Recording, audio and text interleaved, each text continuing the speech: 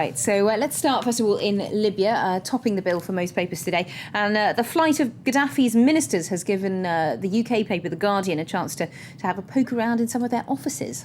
It has indeed. They have the headline today, Gaddafi's desperate bid to save regime revealed. Now this comes, as you said, from their correspondent poking around in the offices that were left abandoned by Gaddafi's ministers when they recently fled.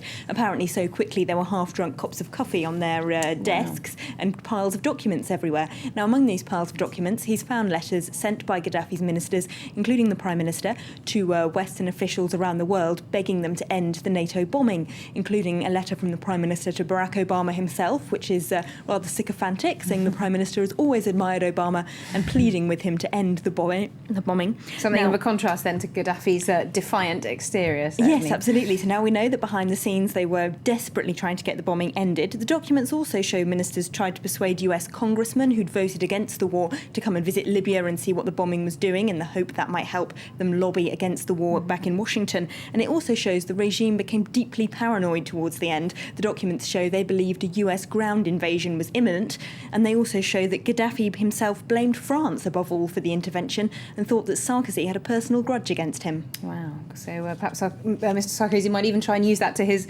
advantage in the next few days.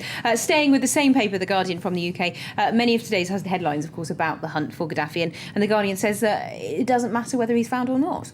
No, the paper goes back over the reports that French and British special forces are on the ground in Libya hunting for Gaddafi, and they call this a spectacular misallocation of resources in their editorial, saying placing so much importance on one man is senseless. The priority should be to establish a stable government. They say the $1.3 million bounty on Gaddafi's head should be used to pay the salaries of policemen, to restore calm on Tripoli's streets, and the drones, aircraft, satellites and so on that are being used for hunt for him should be redeployed to Sirte to help fight the last elements of Gaddafi's rebellion. They say it's naive to think that killing Gaddafi himself or arresting him will mean the last elements of resistance against him disappear. They say the first thing is to step into the breach and create a stable government and worry about hunting him down later.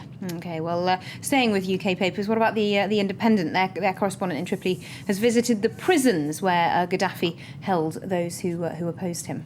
Yes, The Independent has the search for Gaddafi on their front page, but inside, more interestingly, their correspondent in Tripoli has been into Libya's most notorious jail, Abu Salim, where hundreds of political opponents of Gaddafi were held. It says rebels used sledgehammers to break into cells and free political detainees, some of whom had endured horrible tortures, including rape, and some of whom were children. Now, the paper says those freed from Abu Salim are just the tip of an iceberg of people imprisoned by Gaddafi. They say there could be 25,000 political prisoners, or rather could have been, last week, most of whom were detained within the last 5 months, and many were held in secret prisons. No one quite knows where they are or if they're still being held or if those prisons are still being guarded by people loyal to Gaddafi. So one priority for the new regime must be to hunt these prisons out and let some of these detainees go free. The paper also worries that the guards may shoot those detainees left in the last desperate move as they run away. They say there were 150 bodies found at Abu Salim prison who had been shot at point-blank range in the hours before the anti-Gaddafi troops arrived there to rescue them.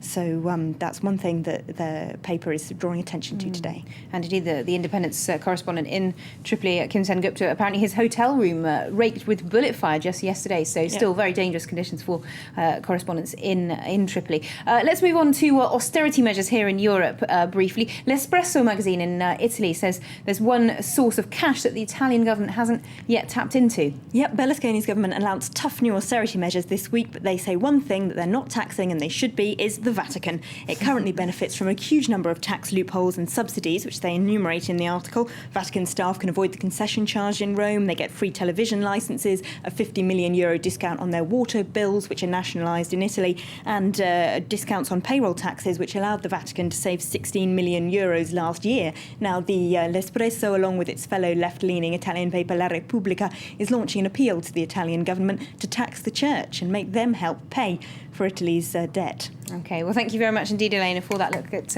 a few of today's international headlines in the newspapers this Friday. Well, let's get a quick reminder now of our top